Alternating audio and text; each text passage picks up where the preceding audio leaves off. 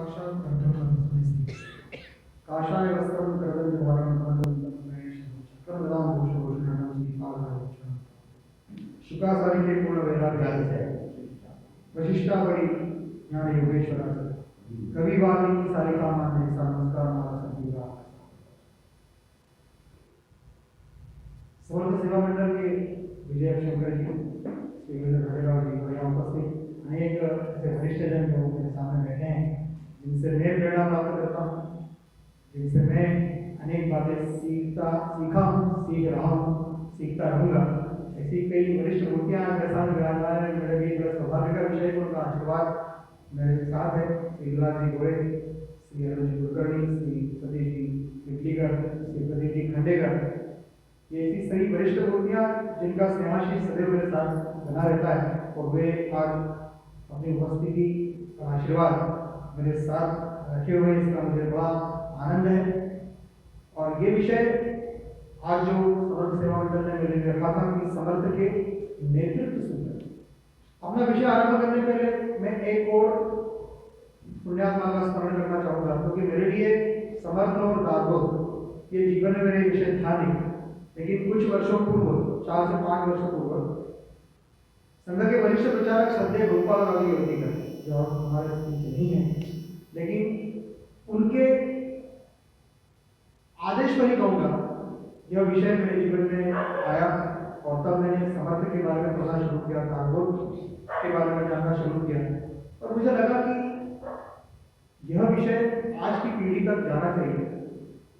और उस समय 400 वर्ष पूर्व जो समर्थ ने लिखा है, आज भी उसकी क्या प्रासंगिकता है, आज भी कैसे वो रिलेवेंस, जिसको मैं कहते हैं, कुछ शब्द में ऐसे उपयोग करूँगा जो आज की युवा पीढ़ी के लिए आवश्यक है।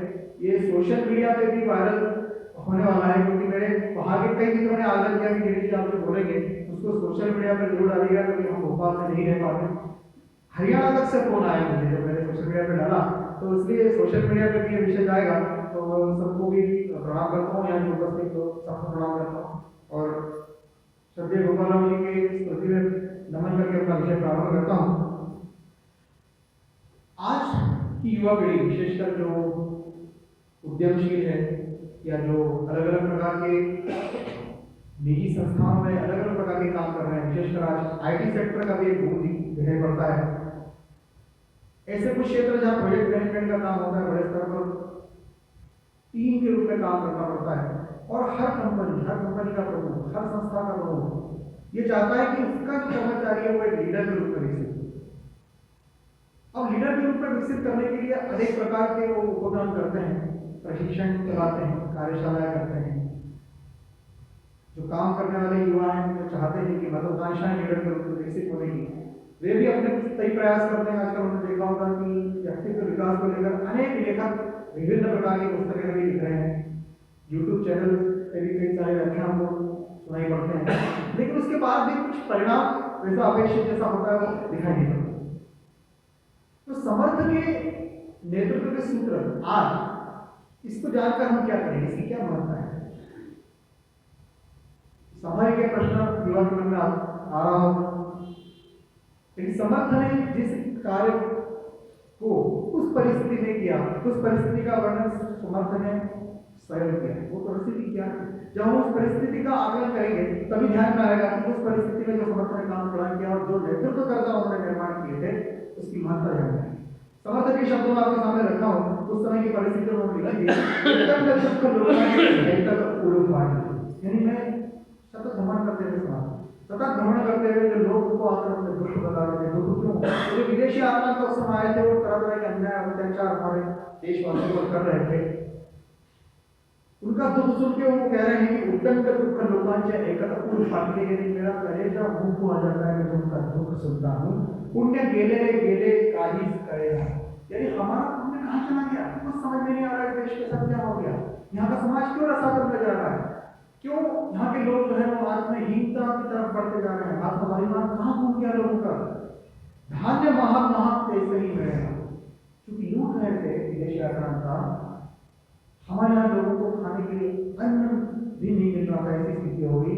आगे वो लिखते हैं, सुड़के परकर नंबे काम रहा है, यानी लोगों को जो मूलभूत आवश्यकता होती है, रोटी, कपड़ा और मकान, रोटी भी नहीं मिल रही थी, कपड़ा भी नहीं मिल पा रहा था, ऐसी स्थिति हो गई थी। समाज इतना रसातल में चला गया। तो मातृशक्ति की क्या स्थिति? हमारे यहाँ कहा जाता है समझते पत्र देता है, लेकिन उस देश में महिलाओं की स्थिति क्या थी? समग्र शब्दों में किति ब्राह्मणी गुजरणी भ्रष्ट गया। यहाँ केवल दो समाजों का उन्होंने उल्लेख किया है कि तात्पर्य सभी समाजों की मातृशक्ति से रहा है। उन्होंने लिखा किति ब्राह्मणी गुजरणी भ्रष्ट गया, कितनी मातृशक्ति को आक्रमणकारियों ने भ्रष्ट किया है, किति शांति जहाजी का याद होगा हमारे यहाँ की कई मातृशक्तियां जो थी उनको जहाजों में भर भर के बाहर विदेशों में बेचने के लिए भेजा जाता था। किति एक देशांतरित्या विक्रिया समझ वही कह रहे हैं कि कितनों को ही जहाजों में भर भर के भेजा और बाहर जाके भेज दिया।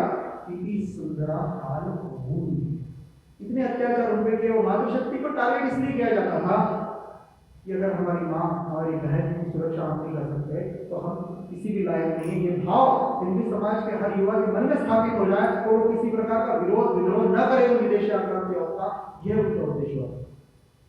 तो इतनी विपरीत परिस्थिति में समाज ने अपना काम खड़ा किया। देखिए अब ऐसी परिस्थिति में समाज का आत्मस्वाभिमान जगाना, समाज का आत्मगौरव जगाना, समाज को संगठित करना, समाज को इन विदेशी आक्रमणकारियों का प्रतिरोध करने के लिए उनके बीच में आक्रामकता को जगाना, इसके लिए ऐसा नेतृत्व खड़ा करने की आवश्यकता थी। और समर्थन इस परिस्थिति में कैसे नेतृत्व खड़ा किया और उन्होंने जो सूत्र दिए हैं उन सूत्रों की आज हम चर्चा करेंगे। समर्थन के सारे सूत्र जो हैं जो उन्होंने काम खड़ा किया था वो दासबोध में संकलित। और दासबोध क्या है? दासबोध उन्होंने लिखना शुरू किया था 1632 से 1680, यानी 48 साल जो समर्थ ने कार्य किया, उस कार्य का, उस तप का पूरा निचोड़, पूरा सार था। तो समर्थ ने जो किया है वही लिखा है, यानी उनके जो अनुभव है उन अनुभवों के आधार पर उन्होंने पूरा लिखा है।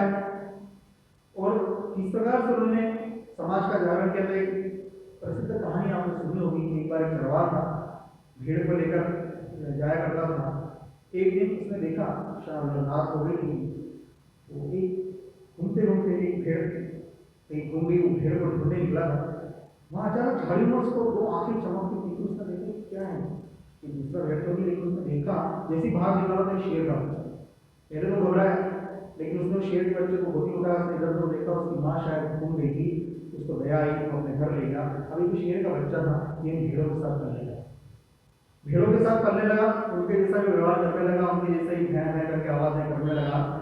एक दिन एक वास्तव में बड़ा शेर घूमते घूमते वहां आया। अब ये जो शेर का बच्चा था धीरे धीरे पलते पलते पूर्ण आकार का शेर हो चुका था, लेकिन वो अपने आप को मन से भेड़ मानता था, आवाज भी वैसी निकालता। तो ये शेर ने देखा कि ये शेर भेड़ों के साथ क्या कर रहा है, उनके जैसा आवाज क्यों निकाल रहा है, उनके जैसा उसका व्यवहार क्यों है। तो रोते रोते उसके पास गया। इसने देखा जो खुद शेर था कि ये शेर मेरा शिकार करने के लिए आ रहा है। वो तेज दौड़ने लगा कि शेर उसके पीछे पीछे, वो जो भेड़ समझ रहा अपने आप को, शेर आगे आगे।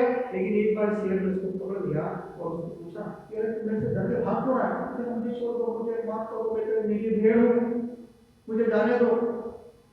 उस शेर ने जो अपने आप को भेड़ समझ रहा था उसको पकड़ा और एक तालाब के किनारे ले गया और उसको उसकी छवि दिखाई, देख तेरे में और मेरे में अंतर क्या है, तू भी वही शेर है लेकिन तू भूल गया है कि तू शेर है, तू भेड़ में पैर है कि भेड़ जैसा व्यवहार करने लगा, भेड़ जैसा सोचने लगा।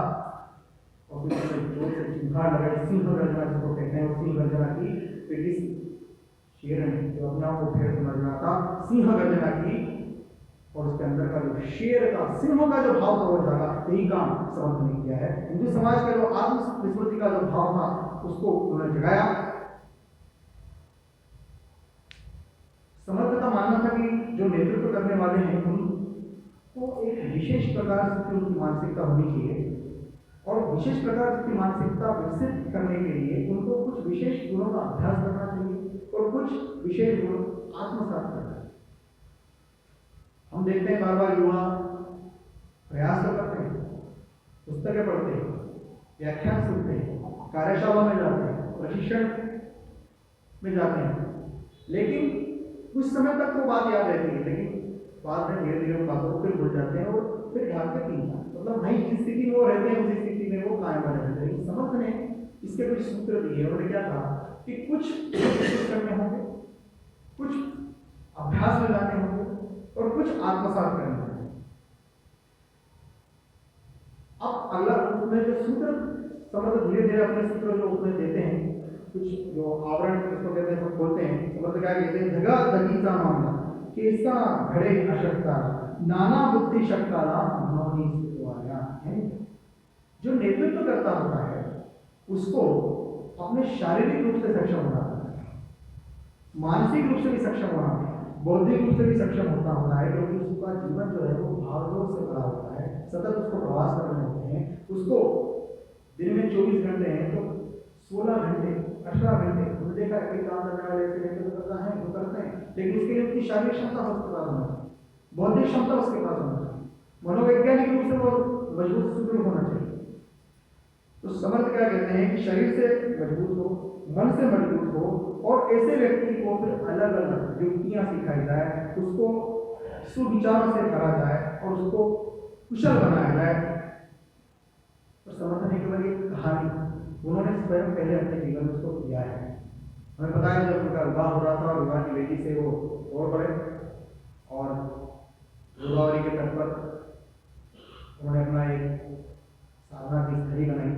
सुबह ब्रह्म मुहूर्त में उठते थे और ब्रह्म मुहूर्त में उठने के बाद अपने शरीर बल को बढ़ाने के लिए, शरीर सूक्ष्म को बढ़ाने के लिए सूर्य नमस्कार लगाते थे। कितने सूर्य नमस्कार लगाते थे? आज की युवा पीढ़ी हम देखते हैं कुछ जो योगा करते हैं वो 23 से 12 कर पाते हैं, कुछ 24 कर पाते हैं। समर्थ प्रतिदिन 1008 सूर्य नमस्कार लगाए। उनकी शारीरिक क्षमता किस प्रकार से उन्होंने विकसित की थी इसका हमको उदाहरण है, और बाद में कैसे काम आई हम आगे देखेंगे। शारीरिक क्षमता उन्होंने विकसित की, फिर अपना आत्मबल बढ़ाने के लिए उन्होंने साधना शुरू की। साधना कैसे करते थे? जब ब्रह्ममुहूर्त उठने के बाद 1008 सूर्य नमस्कार लगाने के बाद में जिस मंत्र का हमने जाप किया श्री राम जय राम जय राम, इस मंत्र का जाप करना शुरू करते थे। और कब तक करते थे? उसमें घड़ी तो थी, परिवार आ जाते थे, बाहर से घूमते रहते थे, जब तक सूर्य सिर के ठीक ऊपर ना जाए तब तक वो श्री राम जय राम का जब चला करता था। ऐसा कितने वर्ष हुआ? लगातार 12 वर्ष हुआ। और 12 वर्ष होने के बाद उसकी पूर्णता कैसे हुई? एक वानर उनको ये क्या करते थे, नदी के पात्र में खड़े होते थे कमर तक की ऊंचाई तक, और श्री राम जय राम का जब चलता रहता था।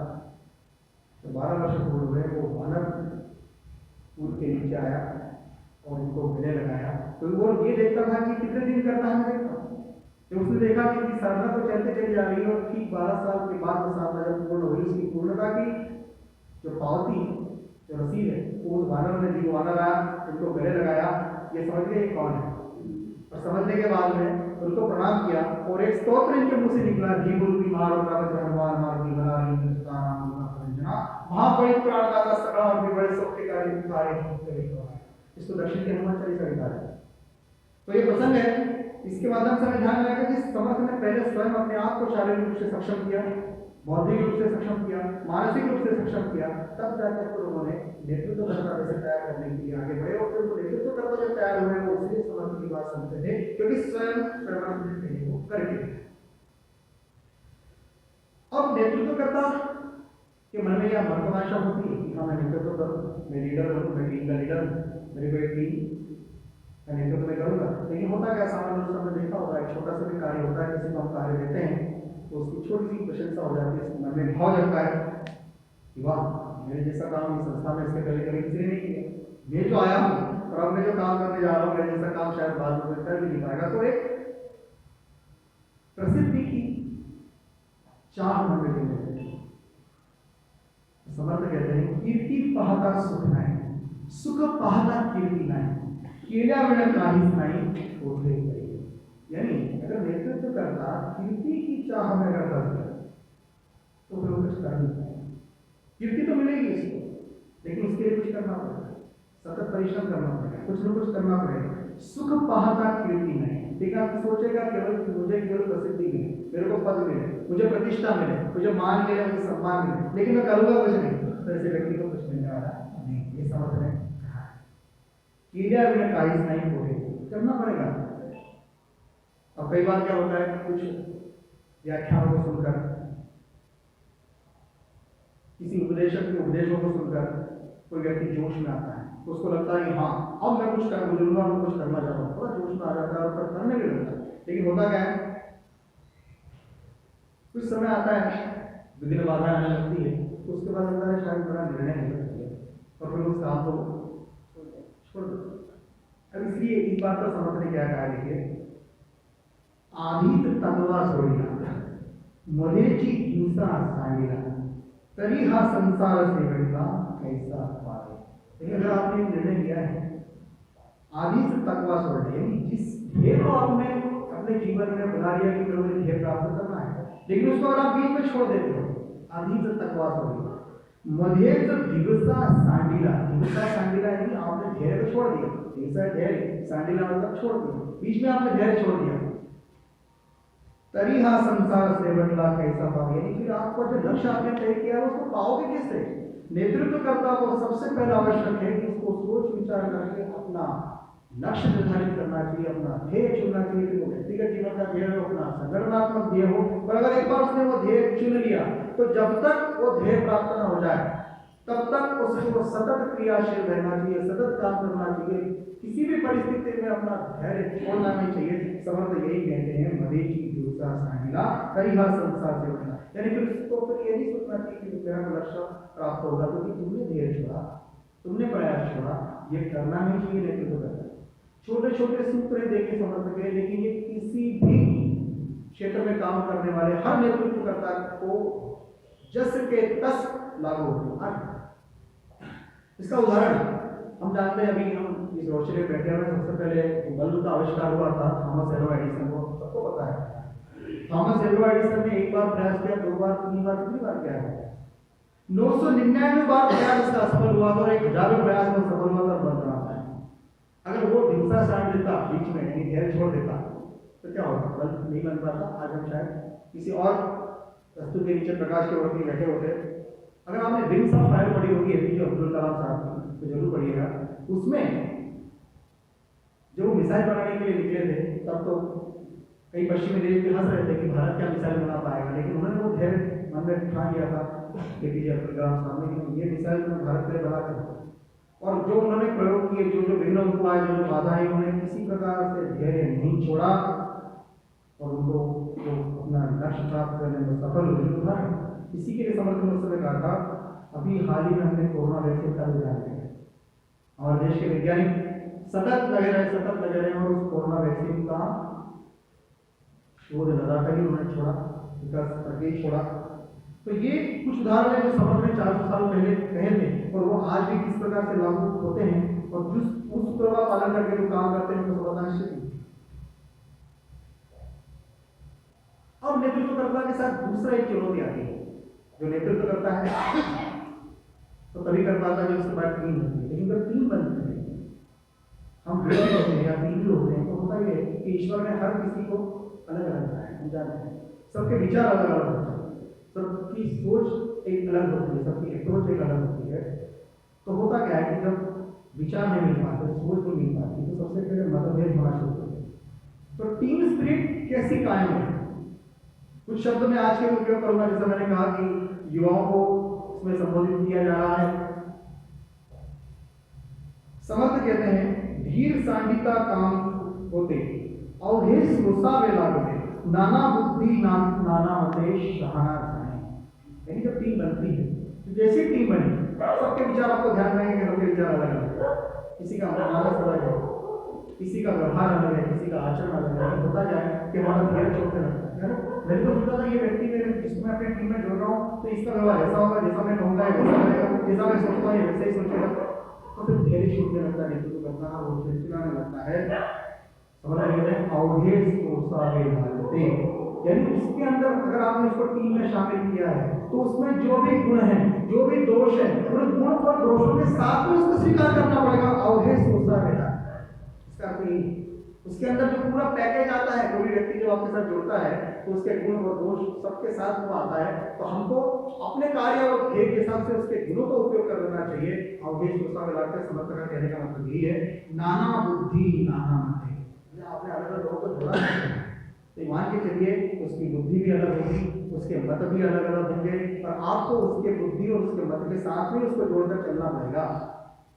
शहाना था, यानी जो नेतृत्व करता समझदार होता है वो इस बात को जानता है कि मेरी टीम में हर प्रकार के लोग हैं, हर प्रकार के मत होंगे, हर प्रकार के उनके विचार होंगे, लेकिन मेरे को इनको सबको साथ में लेके चलना है।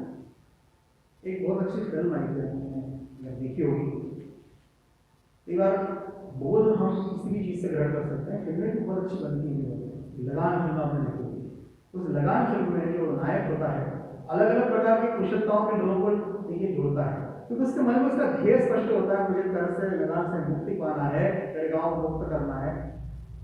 कई प्रकार के दोष उसको ध्यान में आते हैं अपने टीम मेंबर्स के साथ में, लेकिन उसके बाद भी वो सबको साथ में लेकर चलता है। समर्थ ने भी नहीं कहा।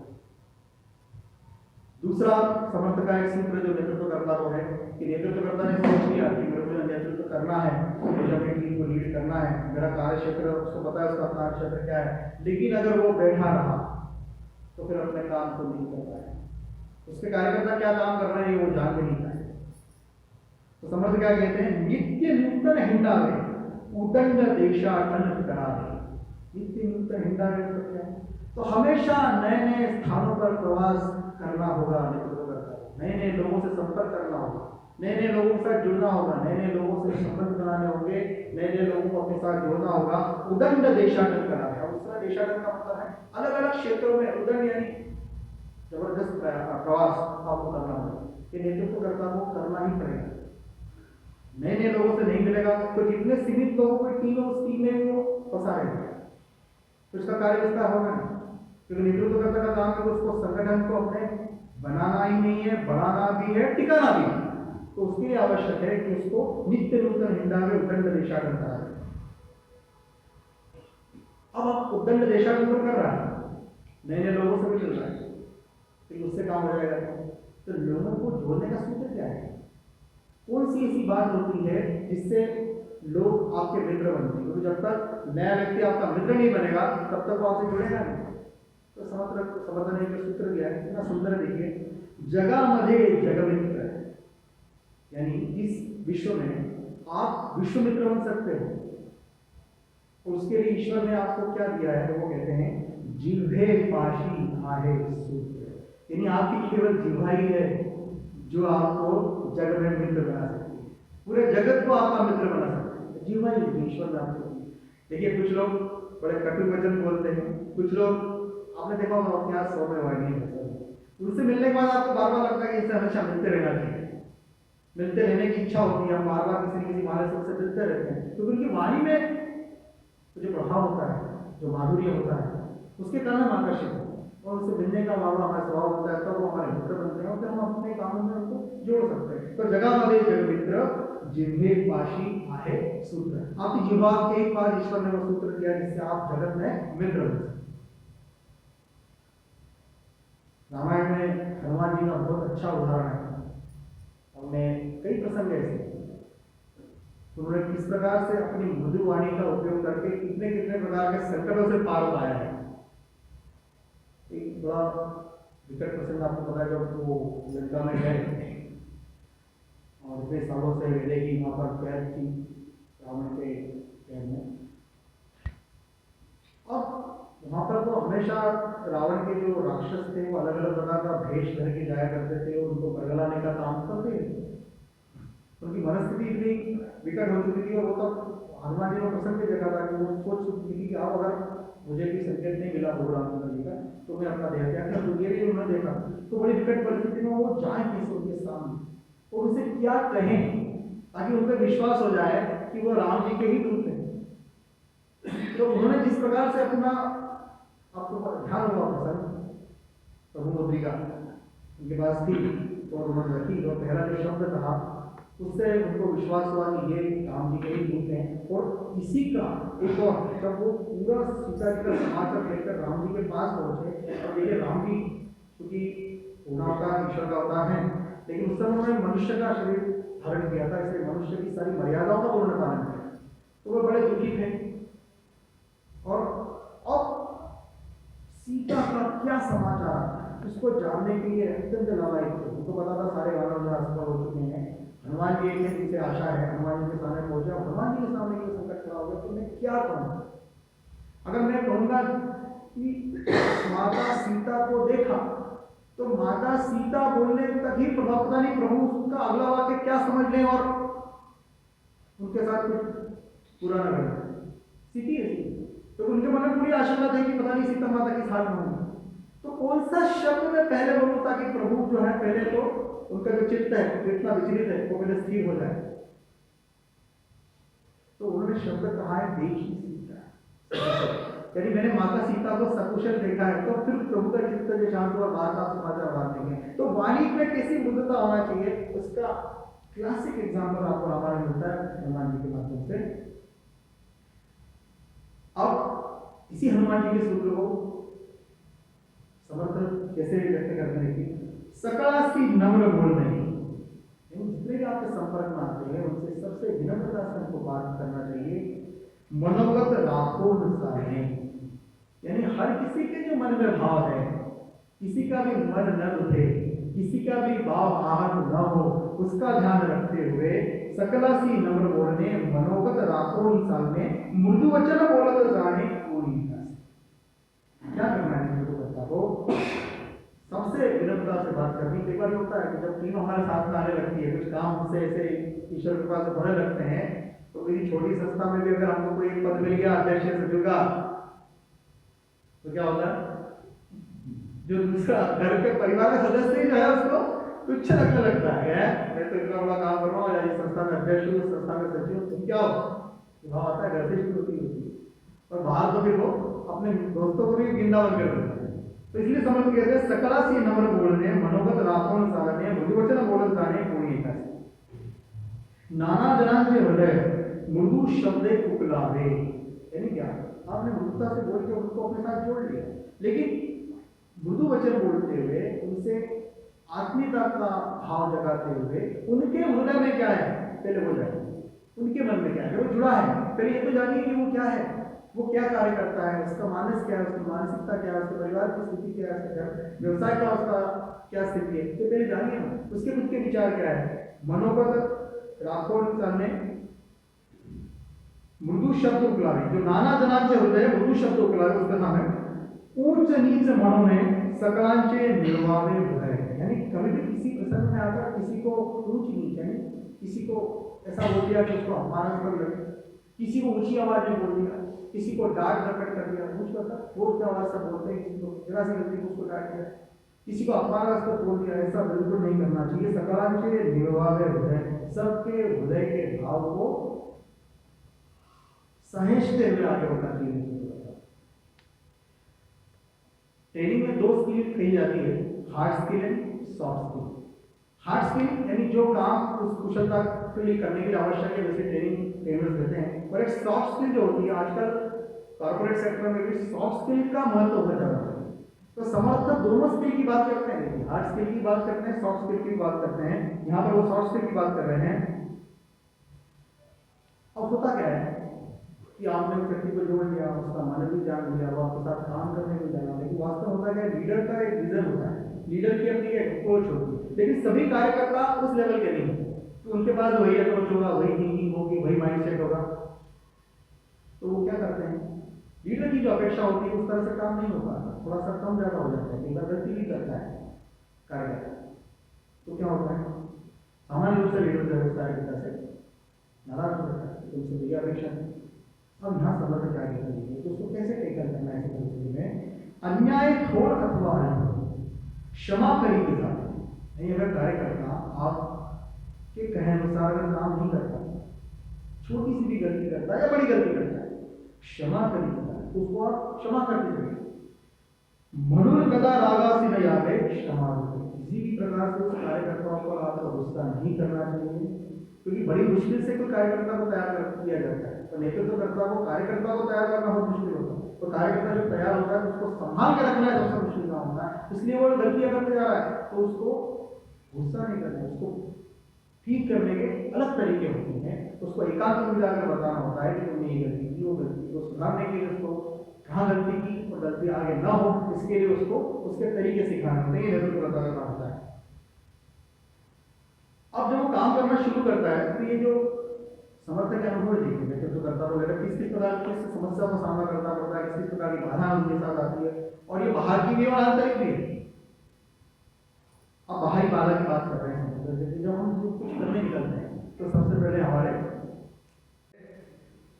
उन्होंने इसलिए कहा था कांता दृष्टि राखो मनास घोड़ी साखो में धारिष्ट चढ़ता दाखो ने मुखा यानी क्या कांता दृष्टि राखो है।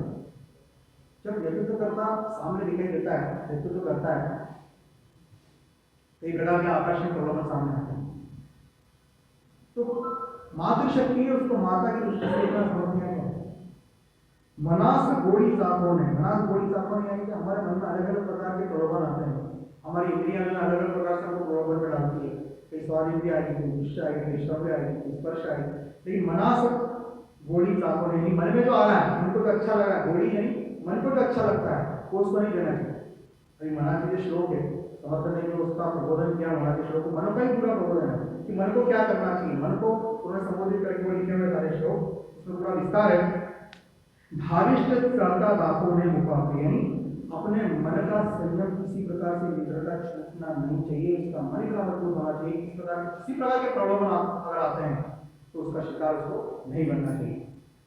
अब आगे सब तो क्या कह रहे हैं, ये के खड़ी राहु ने कान कुंडे साहु ने द्रव्य द्वारा पाहु ने आके पड़े यानी एक नेतृत्व करता हुआ एक स्थान पर जा सकता कितना नहीं काना कुंडे साहु ने इसने कुछ भी कहा, हमने देखा होगा लोग बताता है वो तो कच्चे कहानी, किसी ने भी कुछ कहा उसको सही मान लिया और उसके अनुसार भी निर्णय करने लगे, तो ऐसा करना नहीं चाहिए। द्रव्य द्वारा पाहु ने किसी प्रकार से भी द्रव्य संपत्ति किसी दूसरे की संपत्ति उसकी तरफ आशा की निगाह से नहीं देखना, धारा है उसकी परिस्थिति की तरफ भी किसी प्रकार से उस दृष्टि से नहीं देखना। लीडरशिप के साथ एक और इसकी प्रभाव बनाने की अभिलाषा तो मन में होती है, लेकिन कई बार क्या होता है कुछ लीडरशिप जैसे किसी को मिली, किसी कंपनी प्रमोशन हुआ, प्रबंधक बना, मैनेजर बना, किसी संस्था में उसको तो बड़ा पद मिल गया, तो पिछली आदत ऐसी बातें बड़ी करना, बड़ी बड़ी बातें बोलना, लेकिन जब जैसे हम ऊपर चढ़ते जाते हैं तो कई बातें हमको जो है वो रणनीति के तौर पर करना पड़ती है, रणनीति हमेशा मन में रखना पड़ती है। इसके लिए समर्थ कहते हैं इशारती चे बोलो ने बोलाए चे लिहो ने लिहावाए चे सांगो ने करें, यानी जो बात आपको इशारे में बतानी है अपने कार्यकर्ता या समाज में किसी को, तो वो बोलना नहीं, इशारे से बोलना है, कहना है, बताना है, बोलना नहीं, बोला है तो लिहो ने, जो बात बोल के कहना है उसको लिख के कभी नहीं कहना, लिख के दे दिया तो पक्का हो जाएगा। लिहाए तो सांगो ने, और जो लिख के देना है उसको बोल के पता है। अब पता हुआ है अफजल खान का बड़ा प्रसंग जो शिवाजी महाराज के जीवन में हुआ था, जब वो बीजापुर से चला तो समर्थ का जो नेटवर्क था, आपको ध्यान होगा उन्होंने 1100 पॉइंट खड़े किए थे, उसमें जो क्या पूरा तंत्र था, सूचना तंत्र था, तो उन्होंने पत्र शिवाजी महाराज को लिखा है, वो पत्र है लेकिन क्योंकि आज विषय नहीं है, लेकिन वो प्रसंग में आपको बता रहा हूँ। अगर आप उस पत्र को पढ़ेंगे तो पत्र एक सामान्य पत्र लिखेगा कि सरदार शिवाजी महाराज को वो ऐसा संदेश दे रहे हैं, लेकिन उसका अगर पहला अक्षर आप पढ़ेंगे तो उसमें संदेश था अफजल खान बीजापुर दिखा है। उस प्रकार से उनको संदेश देना पड़ते थे कि अगर आप पढ़ोगे तो पत्र दिखेगा, लेकिन पहला अक्षर आप देखोगे जैसे कोड वर्डिंग की बात होती थी, उन्होंने संदेश दिया था कि बीजापुर से खान निकल गया है, और आगे उन्होंने लिखा था कि ये आपको मारने का संकल्प करके निकला है। तो इसलिए यहाँ कहा गया लिहावे सामने इशारा बोलो ने बोला जैसे लेवो ने कही थी। तो इस प्रकार नेतृत्व करता हुआ सावधानियां रखनी पड़ती है। मुझे लग रहा है समय तीव्र गति से दौड़ रहा है, धन्यवाद जी ने मुझे कहा था कि आपको 40 मिनट बोलना है, तो मैं कोशिश करूंगा, और क्योंकि समय की मर्यादा होती है, सब बड़े वरिष्ठ यहाँ बैठे हैं, हम किसी का समय गिनती है, लेकिन मैं जाते जाते कुछ और सूत्र जो है समर्थक के आपके सामने रखूंगा, फिर अपनी वाणी को विराम दूंगा। समर्थक ने 4 बातें कही है कि लीडर को अपना प्रभाव कैसे बढ़ाना चाहिए। हमको लगता है हम लीडर बन गए, हमको प्रभाव बढ़ाना है, कि इतना प्रभावशाली लीडर है, तो उन्होंने 4 सूत्र कौन से दिए, उन्होंने लिखा मुख्य हरि कथा निरूपण, दूसरे थे राजकारण, तीसरे थे सावधान सर्वोच्च, यानी नेतृत्व करता हुआ चाहिए कि उसका अधिष्ठान पहले को धर्म या अध्यात्म है, उसके उस बुनियाद पर उसने अपना पूरा नेतृत्व का जो कार्य है वो खड़ा करना। मुख्य हरिकथा निरूपण, दूसरे थे राजकारण, तीसरे थे सावधान सर्वविषय, यानी जब आपने देखा होगा कि हमारे शास्त्रों में लिखा हुआ है अधिष्ठान तथा कर्ता कर्णंच पृथक विविधाश्च पृथक श्रेष्ठा दैव चैवात्र पंच, यानी कोई भी कार्य करने के लिए पहले अधिष्ठान का होना चाहिए, फिर कर्ता होना चाहिए, कारण यानी उपकरण होना चाहिए, और दैव मतलब सहयोगता जब आप प्रयास करते हो तो यह समर्थ कहने का आपका अधिष्ठान क्या होना चाहिए? तो समर्थ कहते हैं लीडर का अधिष्ठान हमेशा हरिकथा निरूपण यानी धर्म होना चाहिए, ईश्वर अधिष्ठान उसका काम होना चाहिए पूरा, दूसरे के राजकारण, फिर उसको अपना राजकाज या जो समाज का काम वो करना है वो सेकेंडरी होना चाहिए।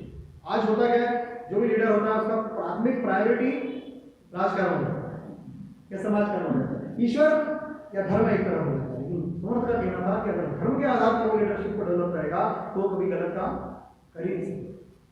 तीसरे पे सावध होना, ऐसा नहीं कि अगर धर्म आपके कार्य का आधार है और आप समाज कार्य राजकाज करने के निकले हो तो आप गाफिल होकर बैठ जाए। उन्होंने कहा हर विषय में, हर व्यक्ति के बारे में, हर परिस्थिति को लेकर आपको सतर्क अलर्ट रहना पड़ेगा। तीसरे पे सावध होना, सर्व विषय और सारे विषयों के बारे में। भैरजी नाइक छत्रपति शिवाजी महाराज के गुप्तचर प्रमुख थे। आज भी अपना पैटर्न है, प्रदेश के मुख्यमंत्री जो होते हैं उनको डीआईजी इंटेलिजेंस सुबह 9 बजे पूरे प्रदेश की रिपोर्टिंग करते हैं, क्योंकि मैं कुछ समय जुड़ा रहा था, मुझे कुछ ये पता है, तो पूरे प्रदेश की जानकारी उनके पास जाती है। वैसे भैरजी नाइक छत्रपति शिवाजी महाराज को रात को 1:30 या 2 बजे आके पूरा का पूरा वृत्तांत पूरे देश का हमको पता है कि कहाँ कहाँ आपके विद्रोही सक्रिय हो रहे हैं, कहाँ का राज्य में प्रजा को कहाँ का किस प्रकार का कष्ट है, कहाँ का किस प्रकार की तकलीफ है। तो उसको सर्व विषयी सारे विषयों की जानकारी राजा को नेतृत्वकर्ता को होना चाहिए, तभी वो नेतृत्व कर सकता है। चौथा अत्यंत साक्षेप, यानी क्या, तो सतत उसको प्रयासशील रहना पड़ेगा, सतत उद्यमशील रहना पड़ेगा। आपको बताओ फिर मैं छत्रपति शिवाजी महाराज को इसलिए बात दे रहा हूँ क्योंकि समर्थ ने जो काम किया उसको जो विचार उन्होंने रखे थे उसका साकार रूप छत्रपति शिवाजी महाराज के प्रतित्व को व्यक्तित्व में हमको दिखाई मिलता है। हमको ध्यान होगा कि अफजल खान का जब वध उन्होंने किया तो अफजल खान का वध करने के बाद में भी जिस प्रकार की परिस्थिति थी, अगर आज हम सोचे कि इतना बड़ा काम करने के बाद में व्यक्ति क्या करता है, आज जब टीम कोई मैच जीतती है तो क्या करते हैं, सेलिब्रेशन होता है, पार्टी होती है। लेकिन कोई ऐसी टीम है क्या जो आज का मैच जीतने के बाद कल जो मैच होने वाला है उसकी रणनीति पर विचार करे, उस टीम का वीडियो देख के उसका बैट्समैन क्या कर रहा है, उसका बॉलर क्या कर रहा है, उसकी कमजोरी क्या, उसकी विशेषता क्या, उसका चिंतन करके अगले मैच की रणनीति बना के छत्रपति शिवाजी महाराज। तो इसलिए आप समझ कहते हैं चौथा अत्यंत साक्षेप, यानी उसको अत्यंत उद्यमशील होना चाहिए नेतृत्वकर्ता को। एक उपलब्धि हो गई इसका मतलब ये नहीं कि आपको रुक जाना है। अब फिर तो छत्रपति शिवाजी महाराज ने अफजल खान का वध करने के बाद जो उनको ध्यान आया कि अब बीजापुर तक का रास्ता खुल चुका है, तो उन्होंने पूरी सेना को इकट्ठा किया और अफजल की सेना को पहले समाप्त किया और फिर अपना अगली मुहिम पे निकल गए। यही बात समझ कह रहे हैं। चौथा अत्यंत साक्षेप, फेड़ावे नाना आक्षेप, अन्याय थोर अथवा अल्प क्षमा करी जावे। फेड़ावे नाना आक्षेप यानी क्या है, आपके ध्येय के बीच में, आपके लक्ष्य प्राप्ति के बीच में अगर अलग अलग प्रकार की विघ्न बाधाएं आती है तो उसका निराकरण करते जाना है। और लीडरशिप स्थापित करने के लिए एक और बात होना चाहिए, केवल आप लीडर बन गए उससे काम नहीं चलता। अब आपको नई लीडरशिप तैयार करना होगा, तब आप एक बड़े लीडर बन पाते हो। और आपको क्या करना है, तो शरीर परोपकारी लावा है, बहुतांच्या कार्यासी जावे, उठो पड़ोने जावे कोई एकाची। यानी अपने शरीर को, जो ईश्वर ने आप मनुष्य शरीर दिया है, इसको परोपकार के काम में आपको लगाना है, दूसरे के काम आए ये शरीर, ये विचार करना है। आहार निद्रा भय वेतनम च सामान्य एक पशु विनोदम धर्मो देशान अधिको विशेषो धर्मेण ही ना पशु भी समान। आपने कहा है कि आहार निद्रा भय वेतन यानी जो रोटी कपड़ा मकान संतान उत्पत्ति है तो हर कोई करता है, पशु भी करता है। लेकिन अगर मानव जीवन मिला है तो उसका सार्थकता तभी है जब आप इस शरीर का उपयोग दूसरों के काम में लगाए, परोपकार के काम में लगाए। समझ यहाँ यही कह रहे हैं, बहुतांश कार्य से आगे कितने लोगों का भला कर सकते हो उतना विचार करना मन में होना चाहिए। उठो पड़ो ने जावे कोई एकाची, यानी कोई भी अगर आपके जो संपर्क में आया है तो वो किसी प्रकार से अगर समस्या में है, किसी कष्ट में है, तो उसको कष्ट में बने नहीं रहने देना चाहिए, उसको कष्ट से उबारना चाहिए। फिर आगे क्या कहते हैं समर्थ, जितू के का ही अपना सखाए, यानी हमको जो जो आता है। अगर जब प्रवेश कर रहा था तो मेरी बात चल रही थी कुछ कार्यकर्ताओं से, उनका यही कहना था कि हमको जो जो आता है अगर हम दूसरों को उसका कुछ तो सिखाते हैं तो वो भी एक प्रकार की बहुत बड़ी सेवा है। समाज जितने काही अपना सुखावे पितु के हरु हरु सिखवावे, यानी नेतृत्वकर्ता ने जो जो अपने अनुभव से सीखा है, जो जो अपने कार्य से उसने सीखा है, वो चाहिए उसको अपनी नई पीढ़ी को सिखाए, धीरे धीरे करके सिखाए। शहाने प्रभु सोड़ावे बहुत चला, यानी फिर सहाने यानी उनको स्किल करके, उनको कुशल करके, उनको योग्य करके, फिर उनको अलग अलग जगह पे उनको भेज देना चाहिए काम करने के लिए। और ये सब करते हुए नेतृत्वकर्ता को कौन सी वृत्ति अपने मन में रखना चाहिए, इसके लिए समर्थ ने बहुत सुंदर बात कही है। सामान्य रूप से क्या होता है, जब कोई कार्य नेतृत्वकर्ता थोड़ा करता है तो उसके साथ एक अटैचमेंट होता है, उस स्थान के साथ उसका लगाव हो जाता है, स्थान नहीं छोड़ना चाहता। अगर मध्य प्रदेश में काम कर रहा है, उसको दिल्ली की अपॉर्चुनिटी मिले तो वो जाने में समझता जा रहा है दिल्ली का जाऊंगा, मेरे मध्य प्रदेश में मेरा घर है, यहाँ मेरा परिवार है, यहाँ मेरा सर्कल है, मेरे से नहीं छूटेगा। तो समर्थक कहते हैं ये थी न ये थे अवघे जी रहा है, यानी हाँ आपने जो भी कुछ संचार रचा है ये सब नहीं छूट जाने वाला है। ऐसे प्रत्यास ये थे, यानी सब अनुभव में आता है, सबके अनुभव में आता है। कौन काय घेऊन जाते सांगाना, यानी कौन यहाँ से क्या कभी लेके गया है। तो ये बात बार बार नेतृत्वकर्ता को ध्यान में रखना चाहिए कि उसने इतना बड़ा प्रपंच खड़ा किया है, उसका अंतर उसको करना क्या है। अब जो बात मैंने शुरू की थी कि हमारे युवा जो नेतृत्वकर्ता बनना चाहते हैं, नेतृत्व के लिए की कुशलता विकसित करना चाहते हैं, लेकिन वो कहाँ उनसे कौन सी बात ये छूट जाए, मैंने भावना तो होती, इच्छा भी बहुत होती, महत्वाकांक्षा भी होती है। तो समर्थ ने उसके लिए एक सूत्र दिया, उन्होंने कहा कष्टे बिना फल नहीं, कष्टे बिना राज्य नहीं, केलिया बिना होत नहीं साध्य नहीं। आपने एक विचार कर लिया तो काम नहीं चलेगा, कष्ट करना पड़ेगा, प्रयत्न करना पड़ेगा, प्रयत्न की पराकाष्ठा करनी पड़ेगी।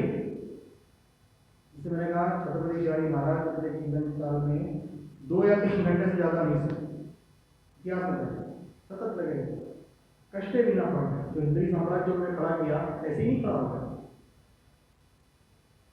51 वर्ष की आयु में उनकी जो मृत्यु उसका कारण भी ये था, सतत मुहिम सतत मुहिम सतत मुहिम, खाने का समय नहीं, सोने का समय, लेकिन उन्होंने अपना पूरा जीवन चुकी उस कार्य के लिए लगा दिया था। कष्टे बिना फल नहीं, कष्टे बिना राज्य नहीं, केला बिना होत नहीं साध्य नहीं। कई बार लोग ये सोचते हैं साहब क्या करेंगे, प्रयत्न करेंगे, हमारे हाथ की लकीरों में नहीं लिखा हुआ तो क्या करेंगे।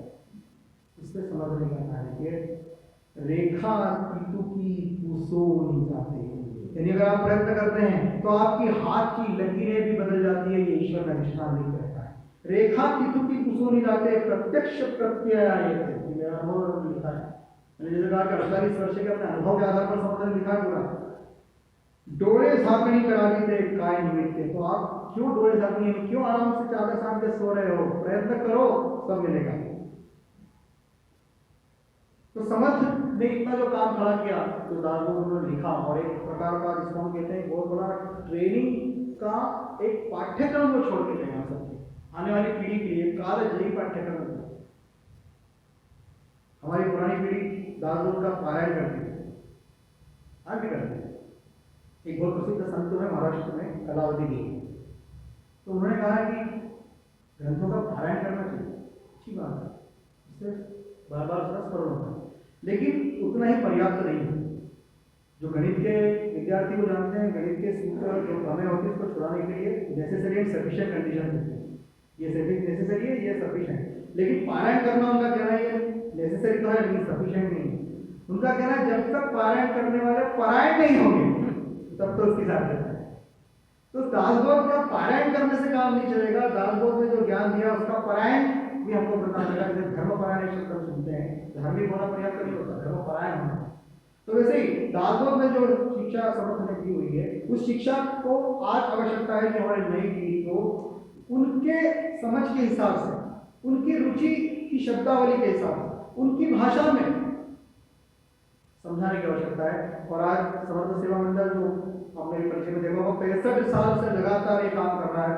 वास्तव में ये प्रशंसनीय है, अनुकरणीय है, और ये लगातार काम करते चले जा रहे हैं। जैसे अनेक समर्थ सेवा मंडल पूरे देश भर में खड़े करने की आवश्यकता है। हमारा जो संत साहित्य है, उस संत साहित्य में कालजयी सूत्र हमारे संतों ने दिए हुए हैं, जो हमारे जीवन के जितने भी आयाम हैं, जितनी प्रकार के समस्याएं हैं, उन समस्याओं के निराकरण करने के लिए उसमें सारे सूत्र हमको मिलते हैं। उस परिस्थिति में समर्थ को क्या मिला तो आप देखिए 1100 मठों का नेटवर्क, आज भी कितने संचार के साधन है, कितने आवागमन के साधन में, किसी कंपनी को 1100 ब्रांचेस खड़ी करनी हो तो मजाक है। लेकिन उस समय जब संचार के साधन नहीं थे, आवागमन के साधन नहीं थे, तब 1100 मठों का नेटवर्क संत ने खड़ा किया। उन मठों में महंत हुआ करते थे, तो 1100 महंत हो गए। महंतों की जो मठ की व्यवस्था करने वाले लोग होंगे, अखाड़े थे, अखाड़े चलाने वाले लोग होंगे, यानी हजारों से तो उन्होंने नेतृत्वकर्ता खड़े किए, और उन हजारों नेतृत्वकर्ता के माध्यम से लाखों कार्यकर्ता खड़े हुए, और उन लाखों कार्यकर्ताओं के माध्यम से उस देश में ये परिस्थिति निर्मित हुई जब छत्रपति शिवाजी महाराज का हिंदवी स्वराज्य जो स्थापित हुआ, तो उसकी जो पृष्ठभूमि है वो पूरे इस देश में इस समर्थ के इस महती कार्य के कारण खड़ी हुई है। तो हमें इसलिए बारंबार समर्थ का स्मरण करना चाहिए। लेकिन समर्थ की जो सीख है, उस सीख को हम कैसे आत्मसात करें, जिन जिन अभ्यासों को अपने जीवन में कहा है कि हमें लाना चाहिए, उसका विचार हम करें, तो मुझे लगता है कि समर्थ के संदेश को जानने और समझने के लिए हम ठीक प्रकार से सज्ज हैं। इतना ही लेकर मैं अपनी वाणी को